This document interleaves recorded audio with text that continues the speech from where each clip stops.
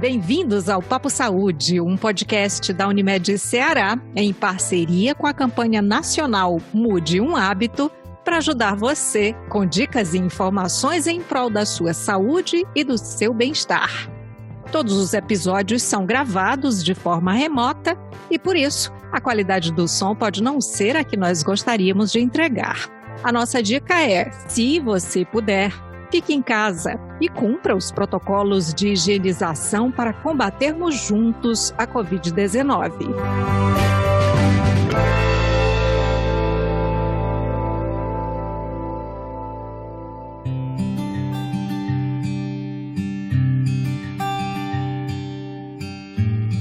Envelhecer é parte do processo natural pelo qual devemos passar ao longo da vida, não é?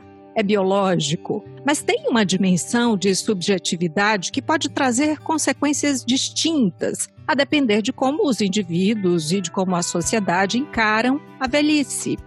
De acordo com o IBGE, até 2050, a expectativa é que a população de idosos possa triplicar no Brasil, como aponta a projeção da população atualizada em 2018. Segundo a pesquisa, em 2043, um quarto da população do país deverá ter mais de 60 anos, enquanto a proporção de jovens até 14 anos será de apenas 16,3%. Bom, aí já deu para a gente perceber, não é, que a preocupação com a qualidade de vida requisito para um envelhecimento saudável tende a ser um tópico importante nos próximos anos. Então, nós convidamos você, nesse episódio, para um papo sobre a importância de reconhecer ações que podem ser colocadas em prática para aproveitar o melhor dessa fase com saúde e bem-estar. Para esse papo, nós convidamos a Matu Macedo. Matu, bem-vinda! Bem, obrigada, Maísa. É muito bom estar com você falando sobre esse assunto, afinal de contas eu já sou uma pós-jovem.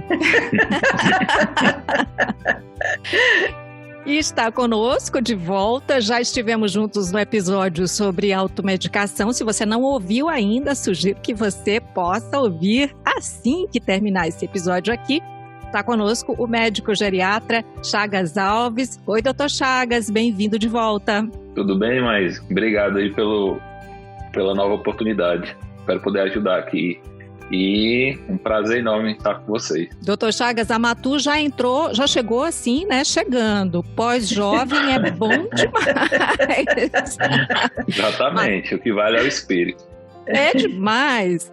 Matu, você diz a sua idade? Se você diz, conta pra gente e aproveita para falar desse pós-jovem aí, se isso faz parte do processo de aceitação do envelhecimento. Sim, mas eu nunca, assim, eu me neguei a dizer a minha idade. Hoje eu estou com 57 anos e, assim, digo a minha idade com muito orgulho, porque eu acho que eu estou passando cada fase muito bem, obrigada, como diz o ditado, né? Eu sempre lidei com alimentação. Então, quando eu digo a minha idade, até para mostrar às pessoas que hoje existe uma questão da alimentação ser vilão em muitas situações. E eu, como lido com a alimentação, eu digo a minha idade exatamente para mostrar às pessoas que a alimentação ela não é vilã, ela é uma companheira, ela é uma aliada à sua idade. Porque o que eu percebi nesse tempo, eu sou do interior do Ceará, sou do tempo que uma pessoa com saúde um bebê com saúde tinha que ter um monte de dobrinhas nos braços, nas perninhas. O doutor Chagas deve ainda escutar essas conversas do povo de interior, que quando... Com certeza. Né? O doutor Chagas no interior dizia assim, quando um homem era barrigudo, bem gordo, é sinal que era rico. Então, olha, né? Então, assim, o tempo passou tão rápido, né? Que ainda tinham esses parâmetros de questão de saúde, né? Era ligada ainda a isso. E aí, quer dizer, os parâmetros foram mudando, as pessoas, a gente foi estudando mais, foi reconhecendo mais, foi conhecendo mais. E eu, assim, quando eu digo a minha idade, tenho 57 anos, o único problema que eu tenho hoje se chama uma hérnia de disco. Que inclusive eu digo que eu não tenho mais uma hérnia, eu tenho um CD, porque eu já fiz a cirurgia. e hoje eu danço até frevo. Uau! Né? Muito bem. Então, assim, eu acho que a questão da consciência, sabe, Maísa? Quando eu digo que tenho 50 anos, eu digo danço frevo, estou brincando, lógico que eu tenho consciência do que o meu corpo hoje não, ele gostaria de fazer isso, mas eu também tenho que respeitá-lo. Matu, você fala aí dessa aceitação, né, da sua idade, porque também você é muito nova, né? Esse seu pós-jovem aí, eu acho que tá meio errado, né? Você tá dentro aí dessa fase mesmo aí de transição, não é muito pós não, você. Doutor Chagas, a gente está lidando aqui com uma mulher que tem plena consciência, né, desse envelhecimento, se bem que a gente não entrou a fundo nisso ainda, né? Ainda temos uma chance de entender se tem algum processo aí meio escondido, mas é daqui a pouco. Mas tem um outro lado das pessoas que tomam um susto muito grande, né? Quando a idade chega. A idade chega para todos, mas para uns chega como num susto. Isso é invenção da minha cabeça ou é assim que acontece? Não, nada de invenção, sabe? O envelhecer, ele engloba vários aspectos e é como a Matu falou mesmo, o que vale é o nosso espírito, é a nossa cabeça. A idade que a gente acredita ter, né? Porque hoje em dia os idosos estão tendo vida assim bem ativa, a gente vê no consultório até aconselhamento sobre vida sexual a gente dá, então assim, não existe mais muito isso de pós-jovem não. A Matu já começou falando aí com a gente sobre a questão da alimentação, que é algo da profissão, não é? Mas chegar a essa consciência, não é? Preparar-se para envelhecer bem, tomando como base alguns tópicos, incluídos aí a alimentação, também não é algo que todo mundo tem sem um auxílio, sem uma ajuda profissional, porque acaba que você é levado a maus hábitos, né? Então, como foi que você despertou, Matu? Foi por causa da profissão mesmo ou teve algo que te chamou a atenção? Mas, assim, quando eu até falei da pós-jovem, agora você sabe que eu passei 2 anos fora, né, fazendo mestrado. Fui fazer um mestrado como um adolescente iria estudar fora, né, passei. E aí fiz o mestrado. E quando eu chegou no mestrado, eu era a mais jovem. Né? Conta pra gente onde foi, para onde você viajou. Eu acho bacana, né? Colocar isso como experiência mesmo. Assim, eu sempre tive vontade de estudar fora, mas nunca tive oportunidade. É questão de filho, casar, papapá, essa coisa toda. E agora, com 50 anos, eu decidi que eu queria fazer um mestrado fora do Brasil. Algumas pessoas olharam atravessado que eu era louca, como é que na idade que eu ia, como é que nessa idade, como é que nos fazia em Fortaleza mesmo. Não, mas eu quero realizar meu sonho. Né, os meus filhos estavam me apoiando, meu companheiro me apoiou. E aí, quando eu cheguei no mestrado, só tinha eu e outra moça, outra senhora da minha idade, mas as meninas eram todas de 17, 18 anos. E um dia a gente no laboratório faz lá, aí uma colega chegou assim, ai, Matu, porque lá em Portugal eles dizem legal é muito gira, né? A expressão que eles usam. Ai, Matu, eu acho você muito gira, você é uma velhinha tão esperta.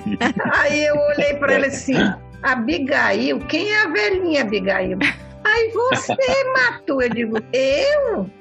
A minha mãe tem a sua idade, ela não quer nem sair de casa. Matu, mas foi nesse dia que a sua ficha caiu em relação à idade, porque eu recordo no dia que me chamaram de senhora pela primeira vez, e foi muito antes, uns 10 anos antes. E eu olhei, era numa fila, eu olhei pra trás, é comigo? Tá me chamando de senhora? A idade chegou pra mim aí, nessa fila, nesse dia, Matu. Eu estranhei, mas eu fiquei assim, velhinha, vale, será? Aí eu realmente fiquei assim, né, me perguntando, né, assim, me assustei muito quando ela me chamou de velhinha, sabe? Porque, assim, o parâmetro dela de que uma pessoa idosa é com mais de 50 anos, né? Então, eu estava dentro do parâmetro da cabeça dela, que seria uma pessoa mais velha. E a questão da Dr. Chagas, quer complementar aí? Não, eu escutei o comentário e lembrei, assim, de falar uma coisa. isso é muito relativo, né? Porque, por exemplo, eu ainda não cheguei aos 30, então eu já tive essa sensação.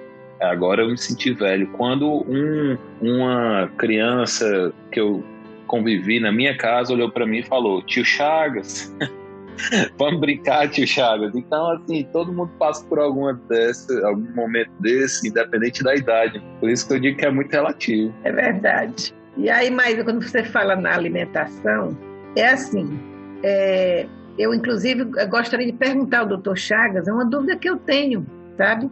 Porque o que é que eu percebo? Por exemplo, eu sou do interior, eu fui criada com tudo que hoje não pode, com gordura, com banha de porco, com tocinho, no feijão, machucadinho, feita com os capitão. Praticamente a base alimentar era o carboidrato, né, que era o feijão, arroz, farinha, né? Nem sempre tinha carne, a mistura era só um ovo estrelado, a banha de porco.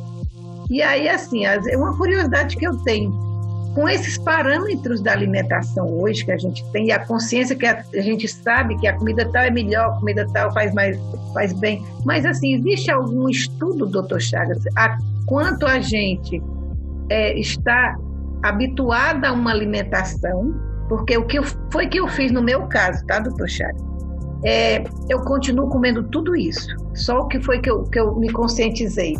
Eu não quero tirar o meu prazer de comer e ter essa memória afetiva da minha alimentação quando eu vivia no interior. Como tocinho todo dia? Não, senhor. Mas de vez em quando eu mato a saudade, mas eu mato como? Numa quantidade muito pequena. E aí, será que isso me ajuda também a viver melhor? Mesmo que seja hoje uma questão nutricionalmente falando, que não é bom, que faz mal, papapá. Mas assim, será que isso também me ajuda a viver bem por eu saber também que posso comer, mas não posso comer muito? Eu como isso aí aqui de 3 em 3 meses, né? Não sei, né, mas assim... Matu, ela pergunta e ela já vai respondendo, né, doutor Chagas? Você viu aí? Eu não sei se eu estou certa, por isso que eu estou perguntando aí. Será que eu estou certa, né? Em relação a sua alimentação, você não está errada não, sabe? Claro, ninguém pode exagerar, toda forma de exagero é ruim, mas em relação a isso, até comentando sobre essa diferença aí da alimentação do passado e da de hoje em dia, o que a gente orienta mais, o que a gente percebe, os idosos que tinham essa espécie de alimentação, que comiam toicinho e tudo, comida típica mesmo e gordurosa e tudo, hoje em dia eles têm uma vida saudável. Você vê no perfil de colesterol e tudo que não é uma coisa de outro mundo. Uma coisa que a gente orienta mais na consulta hoje em dia é a alimentação mais natural possível, que o que é tóxico hoje em dia para o nosso corpo são os alimentos industrializados. Então, por isso que não está errada essa alimentação do idoso do interior, sabe? É mais ou menos isso que preocupa a gente hoje em dia. Sem contar, não é, que a gente tem conversado aqui sobre esses hábitos, né, mais próximos do natural. Nem todo mundo pode, obviamente, né? Cada grupo, né, vive de uma forma distinta, cada indivíduo pode ter impedimentos vários, né? Mas a Matu está falando aí da vida no interior, em que o nível de estresse era infinitamente mais baixo, né? A gente não tinha a sobrecarga que a gente tem hoje, né? Que a vida nas cidades trouxe.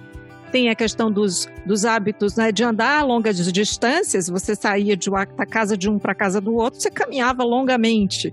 Não é, Matu? É verdade. A mamãe saía, a gente morava no interior e a minha avó morava numa fazenda distante. Nós andávamos 6 quilômetros para ir à casa dela. Eu me lembro que a mamãe légua, Matu. E uma légua. A mamãe me levantava às 6 horas da manhã, ela estava chorando. Ela dizia: corre o passarinzinho, vai pegar o passarinzinho. Eu corria, o passarinho voava, eu chorava. Tá ali outro. E nessa viagem ela me passava uma légua caminhando atrás desse passarinho que eu nunca peguei.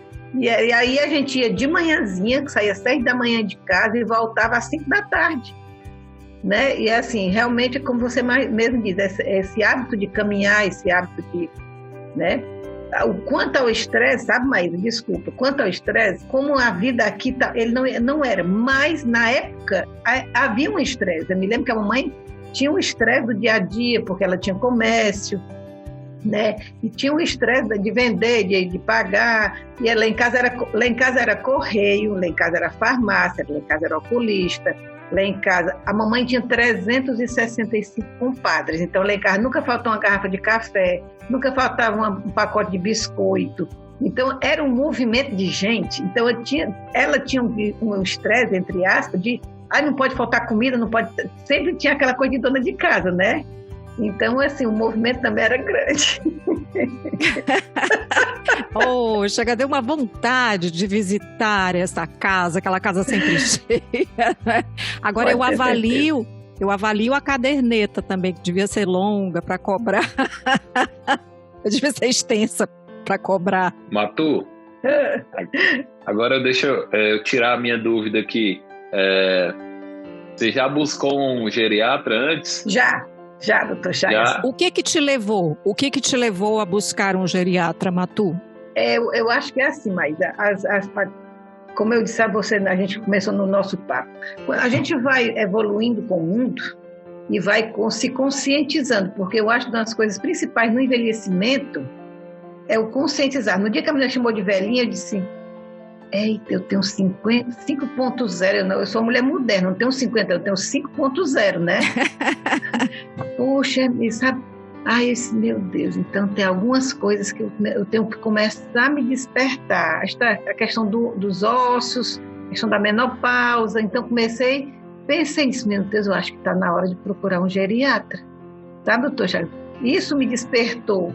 Quer dizer, como assim, me despertou porque eu também comecei a tomar consciência que, pelo conhecimento que a gente lê, pelas coisas que nós lemos hoje diariamente, com a história da alimentação, que hoje a gente conhece o que é melhor, o que não é, quer dizer, essa questão de ter consciência da adaptação, de como você foi criada, do que você sempre comeu.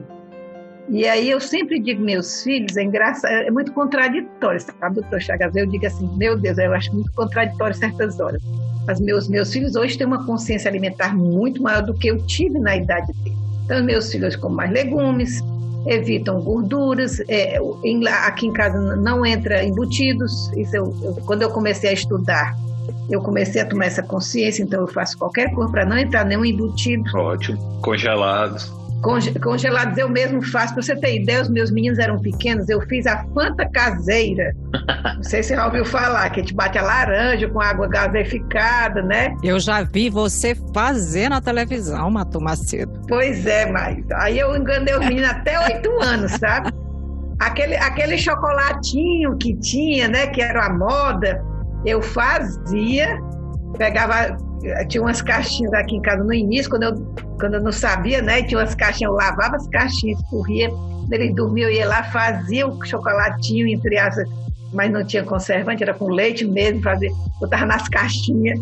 Então, tanto que meus filhos nunca tiveram alergia a nada. Então, cada vez mais eu fui me conscientizando da alimentação, do saudável, do meio termo, porque eu também não podia ser 100%, né, doutor Chagas?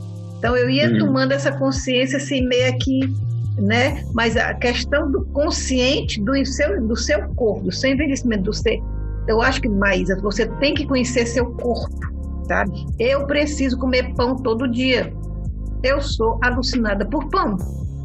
Mas hoje eu não como 2 carioquinha. Eu como meio carioquinha. Mas não deixo de comer meu pão. Hoje eu já faço meu pão com fermentação, com levain natural, com fermentação natural. Porque hoje, quando as pessoas começaram a falar, o glúten, papai disse, meu Deus, será que faz tanto mal assim? Mas o que é que está acontecendo? Se a humanidade fora do Brasil sempre comeu pão, o Ceará foi criado com feijão com arroz. Mas a outra humanidade foi criada em cima do pão. Aí eu fui estudar, quer dizer, hoje eu já faço a consciência do levain, né? E aí foi indo. Eu acho que até o final desse episódio, doutor Chagas, a gente merece ouvir a receita dessa Fanta caseira. O que você acha? Mas, peraí. Deixa eu voltar aí para despertar para a ida ao geriatra, né? Porque me pareceu que a Matu foi por um caminho que muita gente não vai.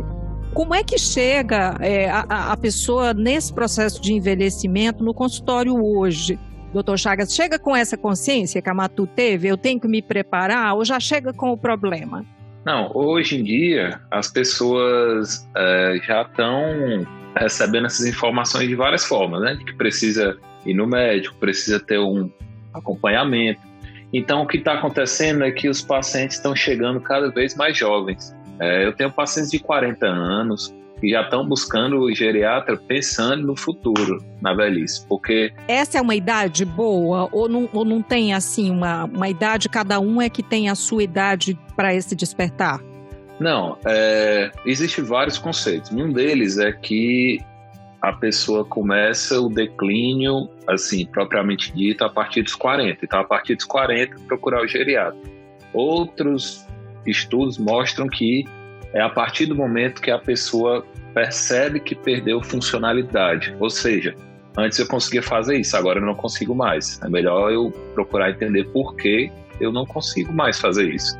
Esse é o momento de procurar o médico. Eu deveria ter procurado o geriatra, então, aos 15 anos, mas tudo bem.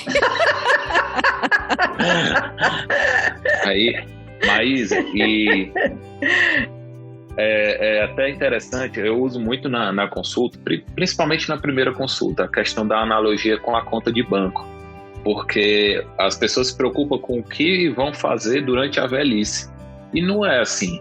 É mais ou menos como a Matu comentou, na velhice a gente já está para curtir, viver, assim, não exagerar, mas já aproveitar os frutos, porque você decide como vai ser a velhice desde a sua juventude, porque você vai pagar a conta quando já tiver com a idade mais avançada. Então, depende do que a pessoa guardou aí na poupança para o futuro, né?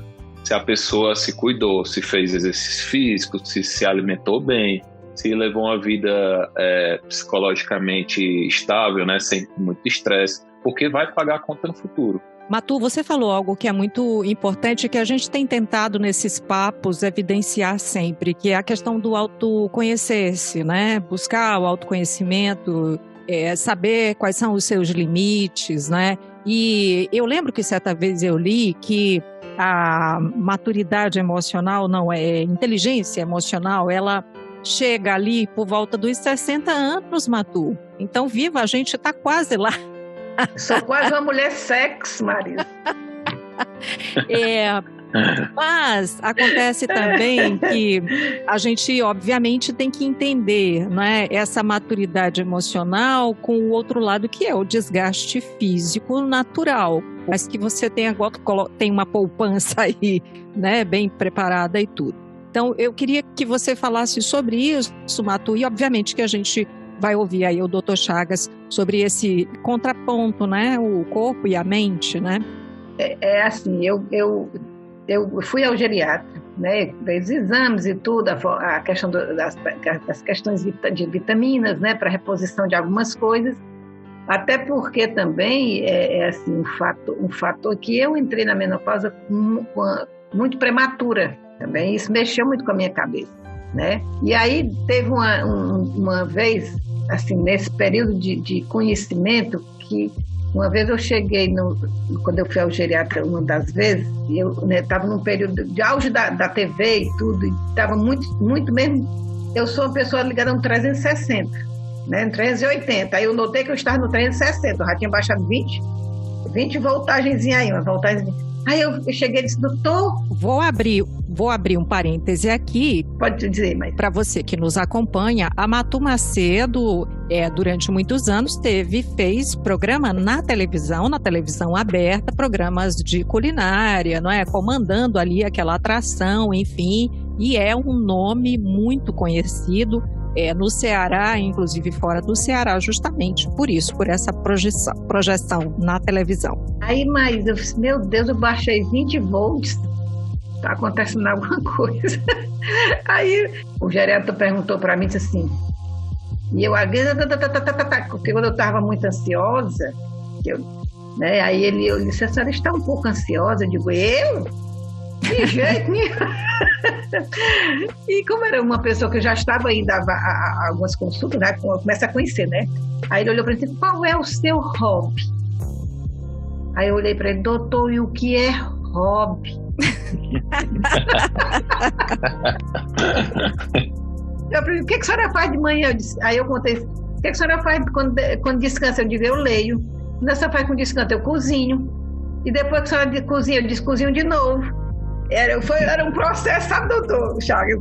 Aí ele disse, qual é o seu hobby? Eu digo, doutor, e o que é um hobby mesmo, hein?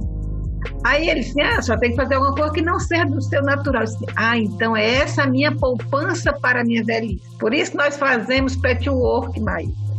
Por isso que nós fazemos hoje bordados.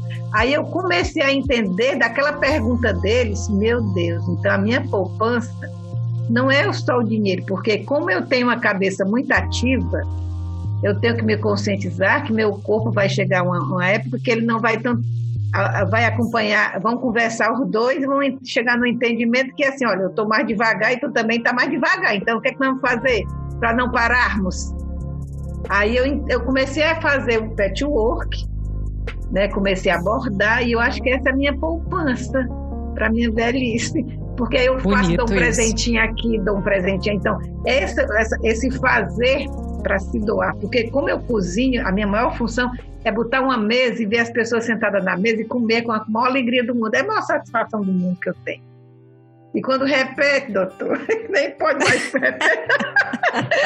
Aí aquilo é de uma satisfação. Aí eu me lembro, então eu posso começar a fazer a minha poupança futura, aprender alguma coisa que eu também possa fazer essa doação, esse presente, eu estar presente na vida de outra pessoa de outra maneira. E foi assim. Então, doutor Chagas, como é que faz para chegar nesse equilíbrio aí que a Matu, dessa forma tão bonita e poética mesmo, né? Porque eu vejo sempre essa coisa do doar-se, do bordado, do tecer com as agulhas como algo muito poético, né? Ninguém vive só de corpo, de músculo, nem só de cabeça, né? Tem que ter o equilíbrio aí de tudo, exatamente. E ele tem razão, o hobby é muito importante, porque já saiu até um estudo, há poucos anos, falando sobre o ser humano quando deixa de realizar todas as suas atividades. Por exemplo, uma pessoa resolveu se aposentar e não realiza mais nada, só quer ficar em casa. O tempo estimado de vida que uma pessoa que faz isso é de em torno de 10 anos. Então, o ser humano não foi feito para parar, entendeu? A pior coisa que existe é a aposentadoria total. Você tem que tentar criar estimular a sua cabeça, né? Não adianta ginkgo biloba ou outras coisas que estimulem aí a memória. O que adianta é pôr a memória para funcionar. Assim como a questão da musculatura, de exercícios físicos, você tem que ter sua autonomia e sua independência. Eu sei que os filhos adoram falar, não, papai, mamãe, deixa que eu resolvo, você já está mais cansado, fica em casa. Essa é a pior coisa que existe, porque o que deixa o idoso com a vida plena e saudável é a autonomia dele, é poder fazer suas coisas que sempre fez. A gente, nesse processo do distanciamento físico, né, durante a pandemia de Covid-19, a gente ouviu várias vezes aqui mesmo no Papo Saúde, depoimentos do tipo, mas idoso é muito teimoso, né? Não quer ficar em casa, tem que sair. Justamente porque esse sair, às vezes, significa ter essa autonomia, né, doutor Chagas? O senhor recebeu mais depoimentos nesse sentido também? E qual foi a forma, né? Porque tem que manter os protocolos, né? Exatamente. Nessa quarentena aí, eu já tive paciente que até pulou o muro para fugir de casa. Então... Nossa! Exatamente, tentando manter a autonomia. Eles não aguentam. Você imagina, você tem filhos que já lhe tiram as funções. Uma filha que já diz, mamãe, não vá para a cozinha, fique no quarto lendo, pode deixar que eu cozinho. Aí a pessoa já perde as funções em casa. Aí não poder sair de casa. Entendeu? Então, o grau de ansiedade triplicou aí nessa época, pelo menos para os idosos que eu atendi. Agora, a ansiedade está a 1000, quantos ansiolíticos aí, antidepressivos eu estou passando por conta disso. Complicado. Maísa, eu vou completar aqui a fala do Dr. Chagas com a história dos idosos, né? A minha mãe, quando ela fez 81 anos, a carteira dela de motorista acabou, né? Aí ela morava no interior. Minha filha, minha carteira de motorista venceu. E eu disse, mas mamãe, a senhora quer renovar? Lógico, mas lógico que eu vou renovar minha carteira. Aí eu fui buscá-la, né? Eu nunca tinha visto a minha mãe tão feliz no primeiro dia de aula que eu fui pro Detran. Que beleza. E ela fez a aula ela fez a aula do Dr. Chagas, passou, tirou a carteira, a maior felicidade dela no interior, quando algum guarda parava, mas minha filha, guarda nenhum me para. Um dia que o guarda parou, ele me ligou na maior felicidade, porque ela mostrou a carteira de motorista. Como ela faleceu com quase 90 anos, mas assim, eu nunca tirei, Dr. Chagas, a autonomia dela. Exatamente. Nunca. Ela fazia tudo que ela queria, sabe? Agora, para ela não comer tudo que eu não podia, sabe? Eu só não comprava, né? Então, eu fazia... Aqui só para nós, né, Matu, que você está dizendo. Só para nós, né? Bom, você falou aí, doutor Chagas, sobre a necessidade de manter a autonomia, não é? E eu lembro que acontece em casos assim, do idoso, da idosa, né? Mas notadamente dos homens, né? Deles se isolarem muito por uma questão do corpo que as reações não são mais as mesmas, o corpo já não responde, e aí ele se fecha por causa disso e um processo leva a outro, né? Então, quem está perto, como é que pode agir para não ser essa pessoa mandona que obriga a ir ao médico, a procurar profissionais, mas que sabe que tem essa responsabilidade? Não, a pessoa tem que, no mínimo, aí, convencer a uma avaliação semestral, por exemplo. Geralmente a gente pede que seja a cada 4 meses, né? Mas convida para uma visitinha só para sem motivo aparente, só para criar aquela rotina. Até porque isso é importante só colocar no sentido certo, porque não existe envelhecimento errado. Cada idoso, a gente diz que a classe dos idosos é bem heterogênea. Você vê pessoas de 60 anos que são acamadas, assim como pessoas de 100 anos que desenvolvem qualquer tipo de atividade. Então, cada um envelhece de um jeito. Aí tem que, assim, ter um cuidado personalizado para cada um. Não tem receita de bolo. Matu, você falou da questão da menopausa, né? Que para ti chegou antes, precocemente. E eu tenho a questão das mulheres, né? Que, por exemplo, a mulher, quando ela chega na menopausa, então ela não pode mais procriar durante muito tempo, considerou-se que ali, né, acabou, não servia mais para nada, enfim. E isso gerou, né, toda uma questão existencial muito forte, né? A gente está saindo disso, mas ainda há um preconceito, enfim. Como é que você lidou com isso? Mas eu não tinha consciência disso, acredita? Do que... Assim, que era um assunto que pairava no meio, que a mulher depois da menopausa não era mais bonita, não podia isso, não podia isso. Assim, eu não tinha consciência disso. A mesma consciência que quando eu fui fazer hernia de disco, que eu terminei a cirurgia, me chegava assim, olha, essa cirurgia de hernia de disco você podia ficar aleijada. Eu também não sabia. Então, assim, eu lidei bem com a menopausa exatamente porque eu não sabia de alguns preconceitos que haviam, né? Como a minha ginecologista me tratou sempre muito bem e foi detectada assim que eu comecei, ela começou a fazer uma reposição hormonal. Então, assim, praticamente eu não tive nenhum, sabe?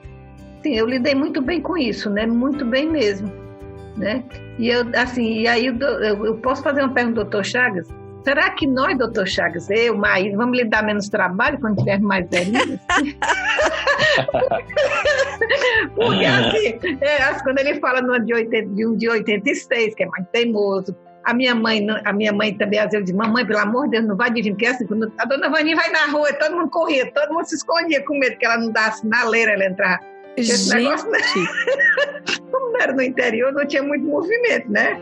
Mas eu digo, será que é a nossa geração que é mais consciente, doutor, vai lhe dar menos trabalho? O que é que o senhor acha disso? Eu acho que vai dar o mesmo trabalho.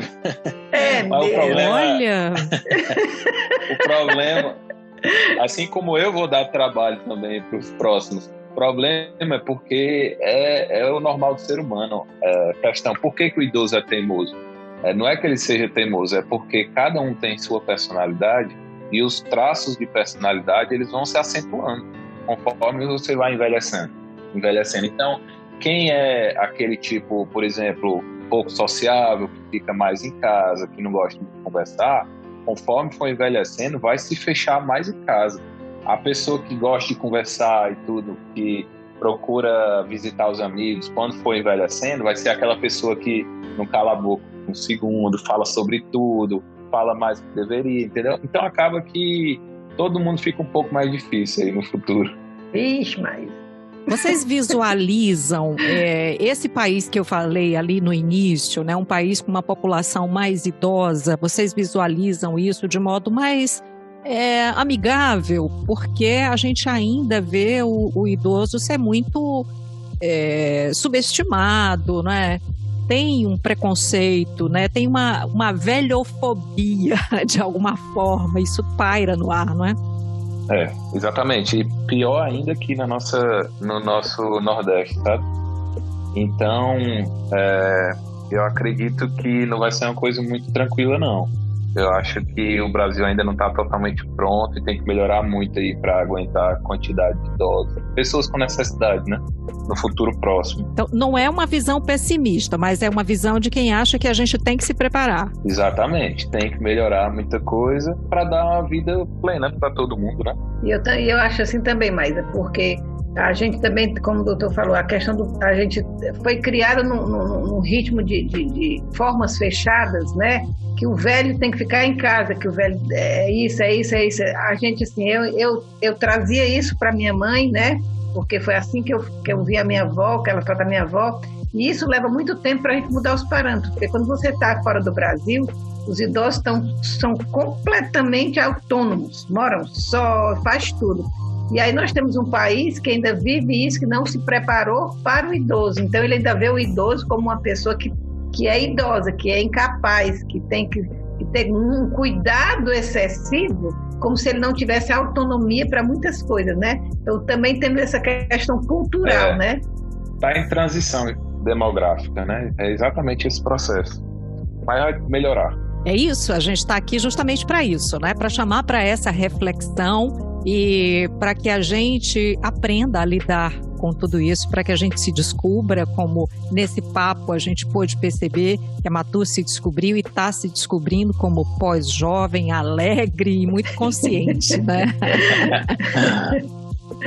Olha, eu acho que a gente só teve muito a aprender, a gente tem a aprender. Quero agradecer demais a Matu Macedo, professora da Universidade Federal do Ceará, que entrou num concurso para a universidade após os 50 anos, que foi em busca do mestrado fora do país após os 50 anos e que está aí, quase sexy, né, Matu? Mas ainda já estou fazendo doutorado, porque eu entrei no mestrado no segundo ano, passei em Coimbra para o doutorado, né? Então eu vou terminar meu doutorado com 58 anos, se Deus quiser. Maravilhosa.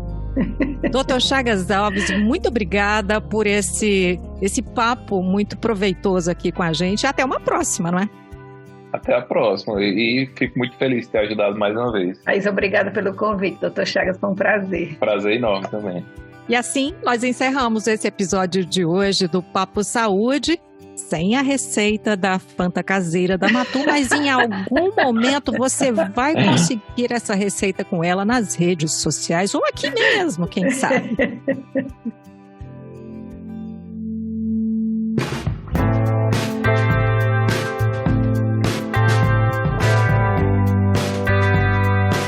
Encerramos então o podcast da Unimed Ceará, o Papo Saúde, com dicas e informações em prol da sua saúde e do seu bem-estar. Eu lembro que esse episódio foi gravado de forma remota e que, por isso, a qualidade do som pode não ser a ideal e a que gostaríamos de entregar a você. Esta série de conteúdos especiais é divulgada todas as quintas-feiras com novos temas por aqui. Cuidar de você. Esse é o plano. Para informações ou sugestões, Você pode entrar em contato com a Unimed Ceará pelos perfis oficiais no Instagram e no Facebook ou pelo site acessando www.unimedceara.com.br. Até a próxima!